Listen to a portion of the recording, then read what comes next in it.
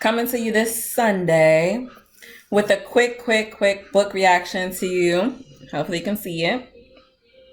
Divas Incorporated by Donna Hill. And so sorry for the little cough there, but I mean some of these good plantain chips and they good now. They good. Get you some plantain chips. It's real good. It's real good. Okay. So my reaction to Divas Incorporated. Good read. Now I'm gonna preface this. For me, a good read is something that's light but still impactful. It's something with a storyline. It's something that's written halfway decent where I can follow the narrative from point A to Z. You feel me? So that's a good read to me, right? A good read. So sorry. Those plantain chips are so good. A good read is something that you can finish and devour within a day or two. This definitely was the case for Divas Incorporated. I think I started the book on Friday after work, and I finished it this morning, Sunday morning. So it took me about a day and a half to finish this book. So in terms of hours, I don't know. I probably gave 7 hours or so to reading it. From page 1 to the end. And so sorry, y'all. So sorry. I wanted to make this a seamless video, but damn. I'm fucking that on up. Okay. Great book. This book for me, it toils on the lines of like a come up story, an underdog story. It's a story about frenemies and what that relationship looks like, particularly from the perspective of a Black woman and from Black people. So it's kind of cool to see, a mean girl story played out from the context of brown people, because you don't always get that, right? On TV. A lot of the mean girl stories are told from a white perspective. A lot of stories in general, but it was just nice to see a sister girl, narrative told from our perspective.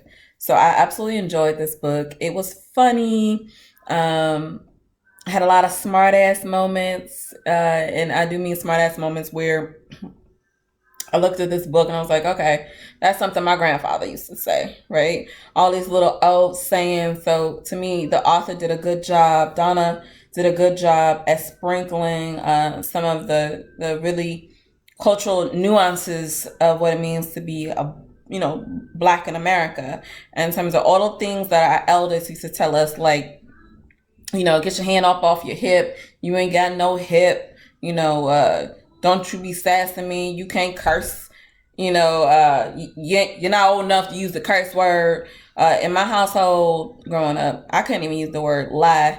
If I said the word lie, it was something, right?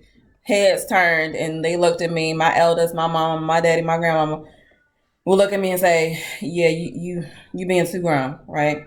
I come from the era where we still pulled, your grandmama sent you outside to get a branch off the tree so you can get your whooping. You got to choose your whooping of choice. And I would pick the smallest branch, but definitely it hurt more. So,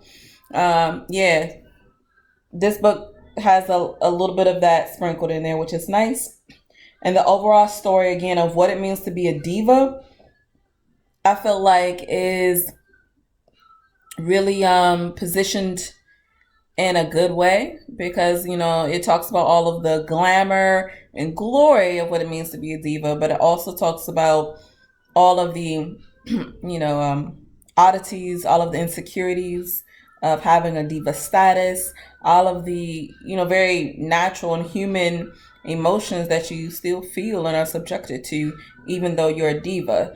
Again, is the grass greener on the other side kind of thing is what this story does a lot of. So if you want a quick read about girlfriends, and just the temperamental relationship between, you know, maybe not even temperamental, the I would say the competitive nature of relationships, particularly when you are a young person, you're a kid, and you get these good friends, and sometimes you realize, okay, maybe at some point our friendship became more frenemies, and maybe this relationship is not really equally yoked, right? We talk about being equally yoked in terms of intimate relationships, but what does that look like when it comes to girlfriends?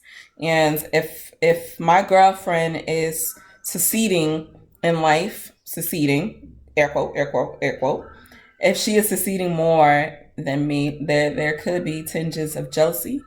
And this story does a good job at talking about, if you're presented with this opportunity to really do some damage in your friend's life, or if you are presented with this opportunity to uh, walk in their shoes, what would you do? You know.